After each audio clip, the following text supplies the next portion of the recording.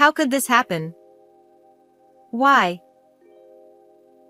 4 days after my beloved daughter left for her honeymoon, I received the devastating news that she had been in an accident and lost her life.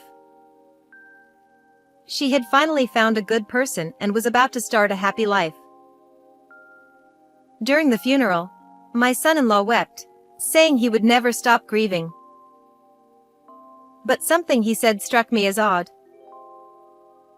Something's wrong. Could it be murder? A strange feeling of unease gripped me, and I began to investigate the truth behind the incident that took my daughter's life, not knowing that the truth would plunge me into despair. Since losing my husband in an accident when I was young, I had raised my only daughter, Emma, on my own. Emma was an honest, straightforward, and considerate child, and I was proud of her. We had our share of hardships, being a single-parent household, but when she introduced me to a man she wanted to marry, I was truly overjoyed. Emma's fiancé, Jason, was a serious civil servant. His parents had passed away, and he had no siblings. According to him, he was all alone in the world. When I first met him, I found him to be a well-mannered young man with a refreshing appearance, someone who seemed to have no flaws. What? You're not going to have a wedding? When my daughter told me this, she had a very downcast expression. Jason said he doesn't like flashy things, and it's a waste of money. He thinks just getting registered is enough. But didn't you say you wanted to wear a wedding dress? As a young woman, she naturally wanted to wear a special outfit for such a once-in-a-lifetime event.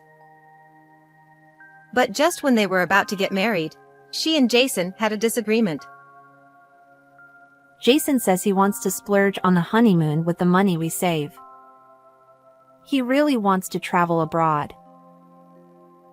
I understood.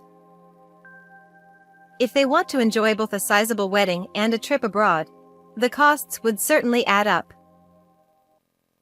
But still, not listening to any of my daughter's wishes seemed unreasonable. They could have compromised, like choosing a domestic trip or finding a budget-friendly option for the international trip. The fact that Jason seemed to disregard Emma's feelings made me uneasy. Still, I didn't want to strain their relationship. With that in mind, I decided to invite them over to my house. Emma, do you mind if I try to persuade Jason? I asked her, and then spoke directly with my son-in-law. Jason, think of this as just a mother's selfish desire to see her daughter's special day. Could you have a wedding ceremony, even if it's just for photos? Well, I still want to make our honeymoon something special. As someone without parents, he might not have appreciated me, as the mother-in-law, taking Emma's side. But they say that dissatisfaction with a wedding or childbirth can linger for a lifetime. I didn't think it was wrong to express a bit of parental love by trying to fulfill my daughter's wishes. I approached the conversation carefully, not wanting to upset him. I'll cover all the costs for the wedding photos. Consider it a wedding gift. Would that be all right? What? Really? Thank you so much.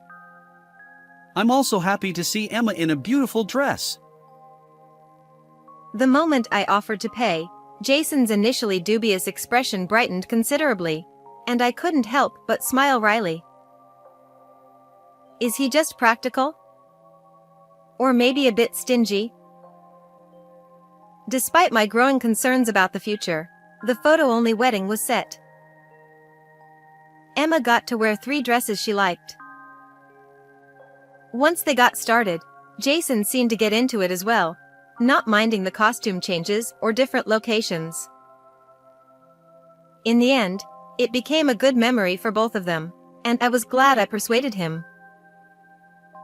The day after we took lots of great photos and had a small dinner party, my daughter and her husband left for their honeymoon in Australia.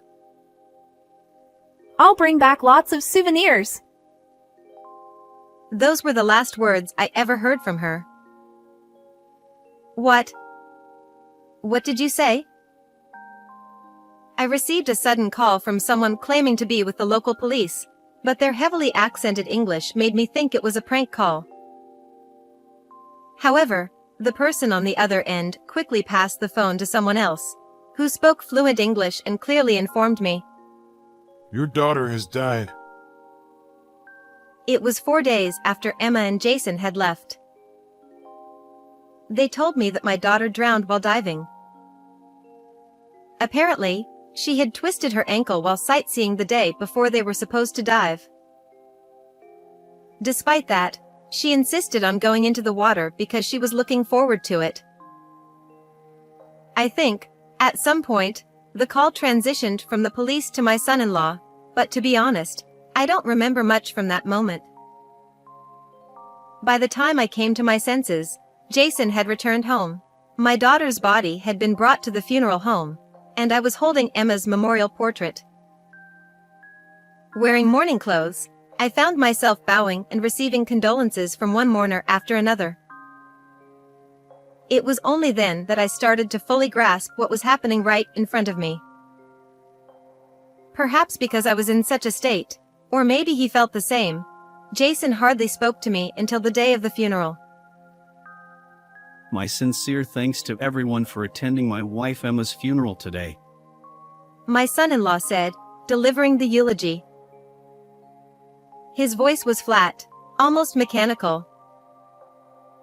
But as he began recounting the events leading up to my daughter's death, his voice started to tremble. Eventually, he broke down, sobbing and struggling to finish his sentences. They were supposed to start a happy life together. And now this. No one could have expected such a tragedy.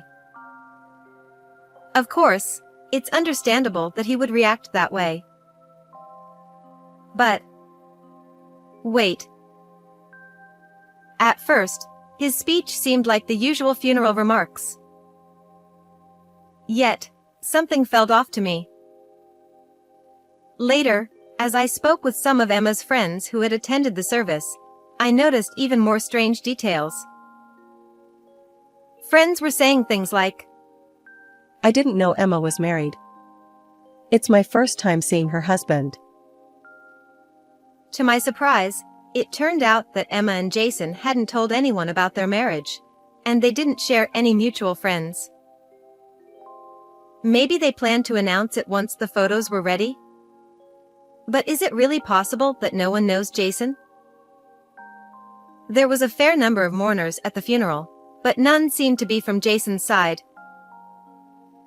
Was that normal? Something didn't sit right with me. I felt that the only way to resolve my growing doubts was to speak directly with Jason. But before I could do so, the situation took a drastic turn due to a statement made by one of the funeral attendees. It was 2 weeks later when I finally contacted my son-in-law. By then, he must have been overwhelmed with sorting through Emma's belongings and dealing with insurance paperwork. I still have some of Emma's insurance documents here. I'm sorry, but could you come by to pick them up? As soon as I said that, he came rushing over. Hello. Where are the papers? He started to ask, but before he could finish, a large fist slammed into his face. Jason's body lifted slightly off the ground before crashing back down onto the floor. What? What? What? He clutched his face, utterly confused. No wonder. He hadn't seen this coming. Finally, we found you, you idiot brother! You tricked my aunt and cousin. How dare you? Waiting in the room with me were my niece Amy, who had traveled from afar, and Jason's older brother, John. So this is what was going on. I was right to trust my instincts back then. What? What's happening? Why is my brother here? Jason stammered, still dazed. The unease I had felt during Jason's eulogy at the funeral was now clear. On that day, through his tears, Jason had told the mourners that his wife had attempted to climb Ayers Rock the day before the diving trip. He explained that she had slipped and twisted her ankle, which caused her to drown because she couldn't swim properly. But that story doesn't add up. I said. Why are you bringing this up now? And why is my brother here? You lied to me. Emma would never climb Ayers Rock. I stepped closer to Jason, who was still sprawled on the floor, glaring at him. She was terrified of heights, ever since she slipped and fell off a cliff during a hiking trip years ago. Emma was so afraid of heights that she wouldn't even step onto the second-floor balcony at home. There's no way she would willingly climb a rocky mountain. She only did it because I begged her. I knew the climb was going to be banned soon, and I really wanted to do it. She agreed, but that's why she... Jason trailed off, trying to sound remorseful. His face showed a pained expression as if he was burdened by guilt, but I wasn't buying it. Even if that were true, no husband in his right mind would let her go diving after she twisted her ankle.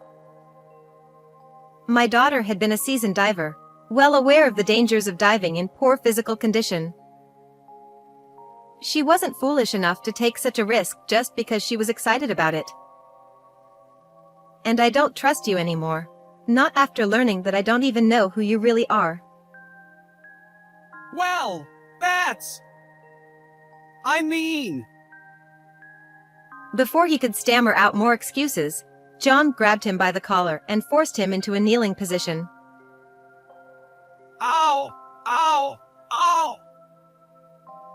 Jason cried, trembling and sobbing from the earlier punch. John was an imposing man, nearly 190 centimeters tall, with the build of someone who teaches martial arts. It's no wonder Jason was shaking. Anyone would be terrified to face him in a rage.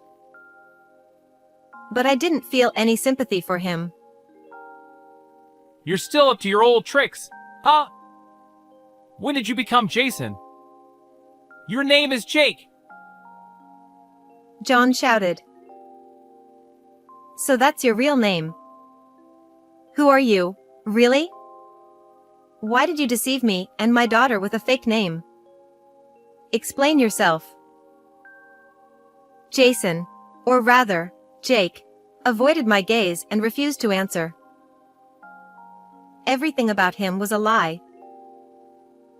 His job, his claim of having no family, it was all fabricated. In reality, his parents were alive, and he had not one but two brothers. If you won't talk, then I will. I know exactly what you've been doing. No. You've been running marriage scams all over the country, haven't you? I heard you even served time in prison for it. According to John, Jake had been under the watchful eye of his family after being released from prison. For a while, he behaved himself, staying at home with his parents and brothers. But one day, he vanished without a trace when they let their guard down. I still can't believe it. To think I was living so close to such a criminal without realizing it. But thanks to Amy, we uncovered the truth. The truth about him came to light when my niece said, I think I've seen this guy in a photo my senior showed me. My niece attended a university far from home and ended up getting a job in the same area. Your brother was an older member of the club I joined. I knew I'd seen your face somewhere before, and then I remembered it was in a family photo he showed me. When my son-in-law heard this, his eyes widened in shock. He never could have imagined that there would be a connection between his family and someone in mine. Since the name was completely different, I thought it was just a coincidence. But I never expected him to be involved in something so dangerous. Nancy, Amy, I can't apologize enough. John said, bowing his head deeply, clearly filled with remorse. This guy has always been like this, ever since he was a kid, scheming and conning people out of money. I thought he might have changed after going to prison, but to think he'd do something like this to someone's daughter. Wait! What happened to Emma was an accident. I didn't do anything. Suddenly panicked, Jake interrupted. Oh. You sound as if someone had murdered my daughter. When I pointed this out, Jake's face immediately showed a look of regret, as if realizing he had made a mistake. Maybe the shock of being hit had made it harder for him to keep his lies straight. Of course, I made sure to investigate thoroughly. I worked with my niece, who's excellent at communication, to speak with local police officers and tour guides in Australia. Together, we uncovered the truth about what happened to my daughter. Emma hadn't injured her foot, and the real cause of her drowning was equipment failure, a leak in her air tank. After an instructor's inspection, the valve had somehow loosened, causing air to escape and leading to oxygen deprivation. They checked the facility's cameras, and they clearly show you touching Emma's tank right before the dive. Cameras! No one told me anything about cameras. And you know, they can still lift fingerprints even after an object has been submerged in seawater using special chemicals. When I emphasized that we had the evidence, Jason broke down crying again. When I was fresh out of college, I had issues with some women at my job, and I stopped being able to trust them. Then, as if trying to evoke my sympathy, he suddenly began to talk about himself. And he thought I'd change my opinion of him because of that? But I never intended to harm Emma. I just wanted her to get hurt a little so I could claim compensation or some kind of injury benefits. So you were trying to scam the money, huh? You really are scum. John said with a sigh. And cut out the pathetic fake crying. He added. The trouble at your old job was your fault, wasn't it? You were so harsh and overbearing with the female employees that they quit, and that's why you got kicked out. I had already heard from his brother about how Jake had caused problems at a company he had reluctantly joined at his parents' urging, eventually getting fired. The story about being a civil servant was, of course, a lie too. He had been scraping by, living off the money he'd conned out of people. You've always been like this, a liar and a cheat, never living a decent life. John continued. Shut up! You're all just nagging at me from the sidelines. What the hell is wrong with you people? Realizing that everyone around him was against him, Jake stopped crying and started to get angry. What's wrong? That's exactly what I want to know. I'm not like your dad. I'm special, one of the chosen ones. I'm not cut out for working hard and sweating for a living.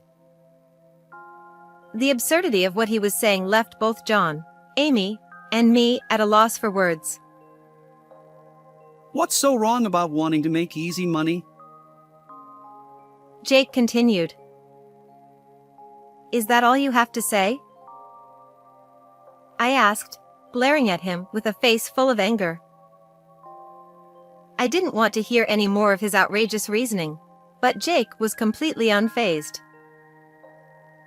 I'm still her husband. I'm not agreeing to any divorce or termination of our marriage. The life insurance and survivor's pension are all mine. It's your daughter's fault for being gullible. His sinister smile made him look like nothing short of a scoundrel. Insurance money, huh? Well, all of that has already been taken care of. What? She never changed the beneficiary of her life insurance from before the marriage. And since you two didn't have any children, you're not eligible for the survivor's pension. As I calmly explained this, he was once again left speechless. Oh, did I forget to mention? I'm an active insurance agent. She came to me right before the trip, wanting to review her insurance.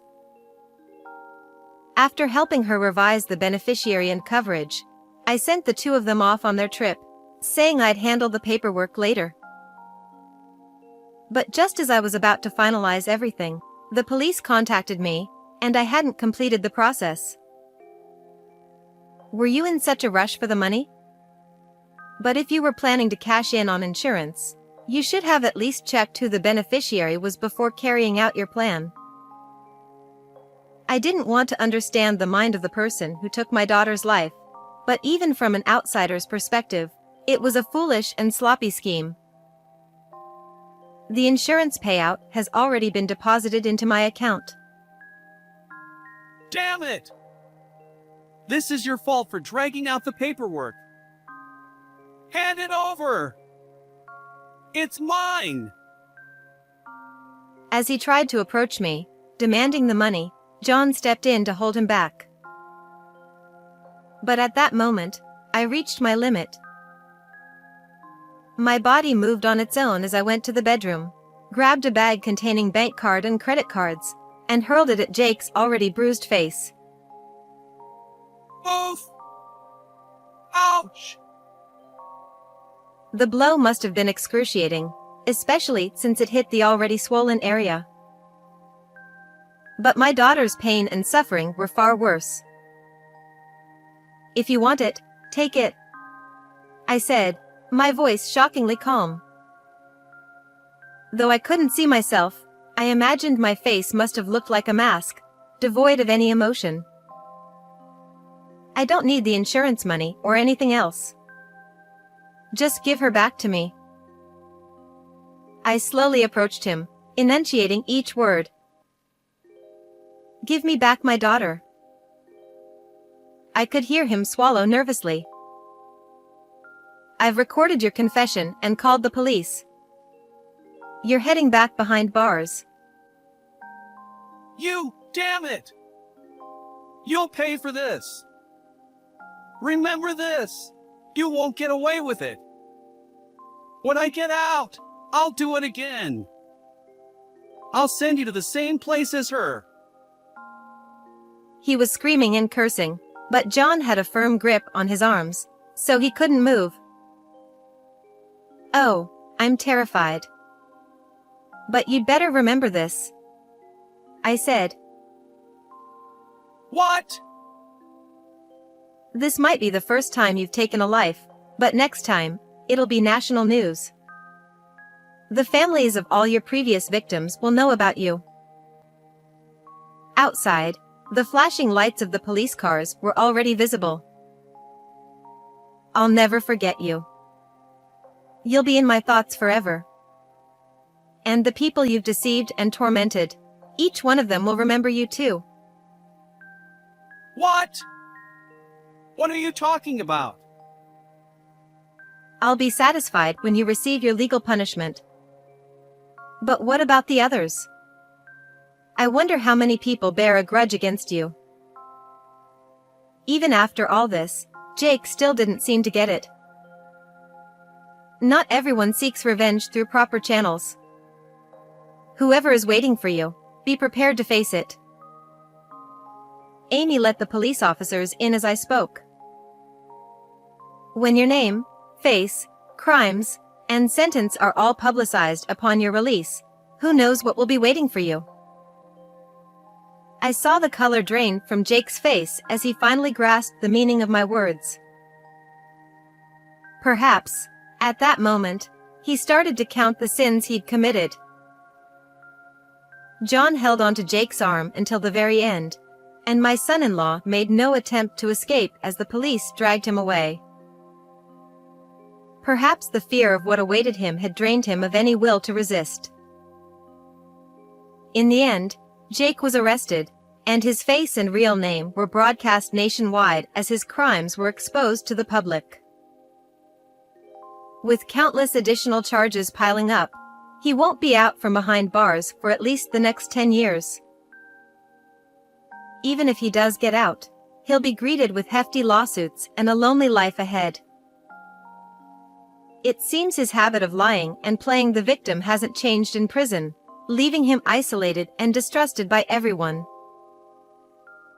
To this day, my daughter's former friends still visit my home daily, bringing flowers. Through these connections, I've made new friends, and their presence inspires me to live on strongly, carrying my daughter's memory with me. So, what did you think of this story? Don't forget to subscribe to the channel. I'll see you in the next video.